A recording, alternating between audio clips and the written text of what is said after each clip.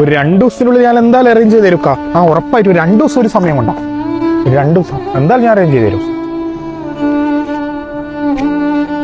ഞാനിവിടെ വിസിറ്റിംഗ് തൊട്ട് 4 മാസമായി.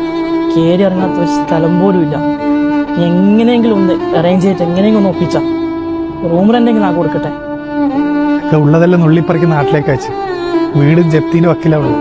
കുറച്ചൊരു സാവകാശം തയ്ക്കും. അതുകൊണ്ടൊക്കെയല്ല ഞാൻ പൈസ തരാണ്ട് ഇങ്ങനെ മുങ്ങി നടക്കുന്ന ഒന്നല്ല. ഒരു ഉറുപ്പെങ്കിൽ ഒരു ഉറുപ്പ്യ ഞാൻ കിട്ടിയാൽ തീരും.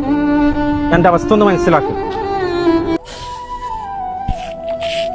എന്താടാ അത് വല്ല പ്രതീക്ഷ ഒന്നുമില്ലടാ. 4 മാസമായി വിസിറ്റിംഗ്. നീ കുറെ വർഷമല്ലേ ഇവിടെ? കുറെ ഉണ്ടാക്കി വെച്ചിട്ടുണ്ടോ നാട്ടിലൊക്കെ? കൊറേ ഉണ്ടാക്കി. ആകെ ഉണ്ടാക്കി വെച്ച വീട് ഇപ്പൊ ജപ്തിന്റെ വക്കില. എന്ത് ചെയ്യണമെന്ന് പിടുത്തില്ല. എല്ലാം ശരിയാവൂടാ, നമുക്കുണ്ട് ഒരു ടൈം. എടാ ഇവനൊന്ന് വിളിച്ചിട്ട് ഫോൺ എടുക്കാത്ത എത്ര അൻസബല്ലേ ഇത്? അല്ല അൻസബ് ഇന്നത്ര ഫോൺ വിളിച്ചു, നീ എന്താ ഫോൺ എടുക്കാത്ത? ഫോണല്ല, ഞാൻ തന്നെ ചത്ത്. എന്താടാ കടം മേടിച്ച ആൾക്കാരോടല്ല അവധി പറഞ്ഞ മടുത്ത്. അവരൊക്കെ വിചാരം ഞാൻ കടം വാങ്ങി മുങ്ങി നടക്കാം.